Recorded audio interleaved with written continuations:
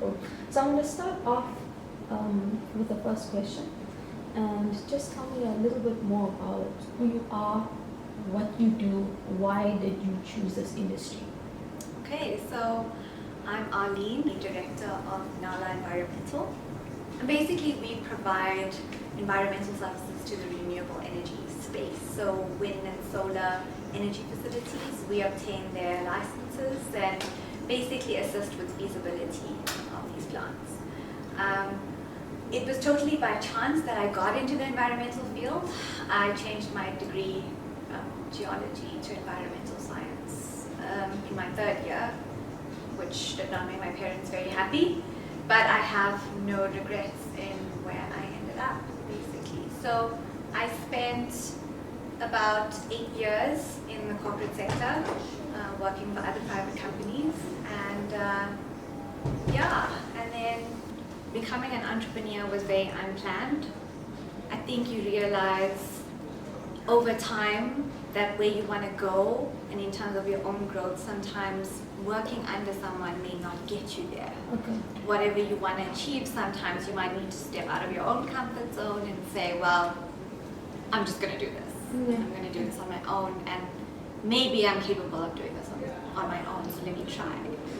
How was the transition from the corporate environment to your own thing? What was that like? It was very tough because you're starting something now from scratch. Coming from corporate, everything's done for you. You know, you have admin and you have finance and you have HR. Whereas when you're starting off on your own, you're all of those things.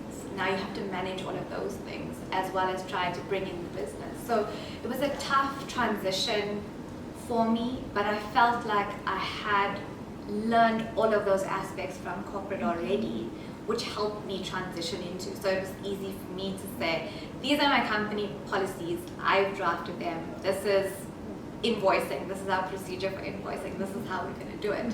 So it was tough, but we made it. Is there anything you feel like when you were in corporate you wish you had known when you started your own thing? When I was in corporate, not really. I felt like I took whatever skills I had over the years. It's been a good sum of years. And I was very privileged to have learned from other female directors who started their own companies. So basically, I started with another director that had just formed her own firm.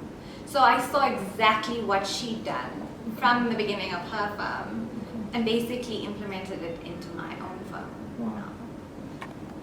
So just on the question of South Africa and building the country, what avenues would you say your company is using to build the people in South Africa? So look, we work within the renewable energy space. Okay. It's a wonderful, clean, green space that, the world is basically moving towards. So remember, the environmental field is just one aspect of it that we're in. But in us assisting to get these plants, these solar and wind energy plants online, we're bringing clean energy to the country. Without our license, you can't get a plant. That's not possible. So you're getting clean energy and you get all the socioeconomic development, job opportunities for communities in those areas that come with all of this. So we truly feel like we're making a difference. We truly feel like we're bringing good clean energy. Remember that when you have load shedding, that one day when these plants come online, we may have had something to do with it. And we have faith in knowing that SMMEs, etc., in those areas are being supported because of these plants that we've helped with development on. What would you say is your passion? My passion is definitely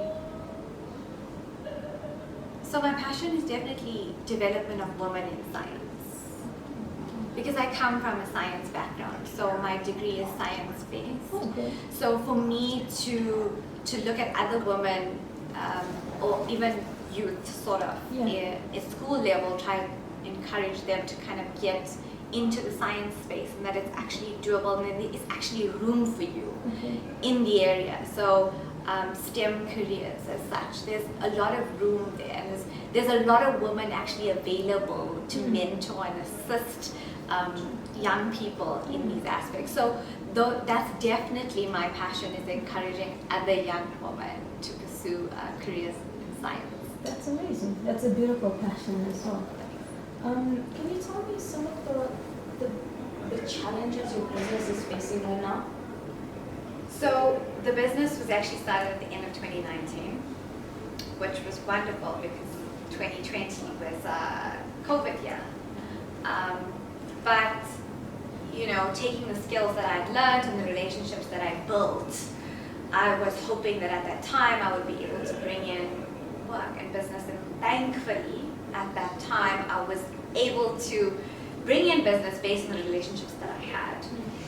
Definitely challenges are, how shall I say, the challenges that we face is getting in with new clients, in terms of, so a client may never have used you before. They don't know what you can do, they don't know your capabilities, they don't know your quality of work. Yes. So it's sort of that trust aspect that people have. It's like, we've been using this person before, this other company, we're going to stick with them.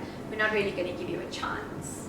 But we've been fortunate enough to have referrals and recommendations made to other companies for us.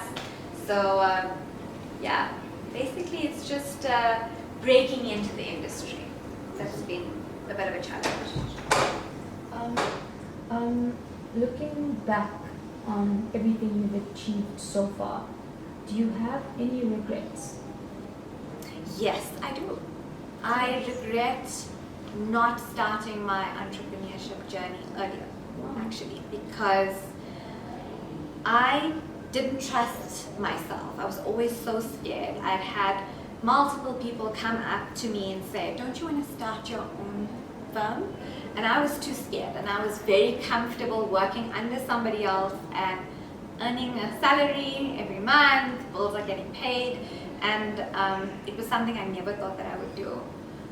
But then when I took it on, yes, it was tough, but it's so worth it at the end of the day when you sign a client or you finish a job, that's you've actually gone ahead and you've done it. So I should have trusted myself earlier, and I should have trusted my skills earlier. I also had doubt in the things that I've submitted and things that I've done, and then I've come to learn that I had nothing to fear whatsoever. And if you don't take the leap, you will never ever know what you're capable of, basically. Oh, that's amazing. That's beautiful. Would you say you have any advice to young women or men who would like to be in your industry and start their own companies? Yes. So, like I said, there's a lot of room in the industry for youth, new people, newcomers. And you definitely shouldn't be afraid to sort of reach out to mentorship programs, to other mentors in the industry that will be willing to help you. First things first is that you must understand that it's going to be a tough journey, whether that is through corporate, breaking into the environmental sector, or starting your own business. It's important to develop your skills.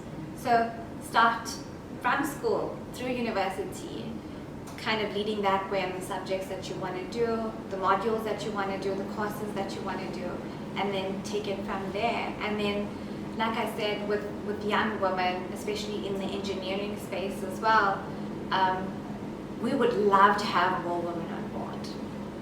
I mean, we sit around a lot of tables with a lot of men who sometimes, may ignore us, but we're there and we're making our mark, certainly. So we're looking for, more ambitious young females and men to join the industry, and the industry wants to help them too. And I'll give you just one last question. What is Mala Environmental looking to achieve this year? We're looking to become one of the preferred or #1 service providers in the renewable energy space related to environmental services.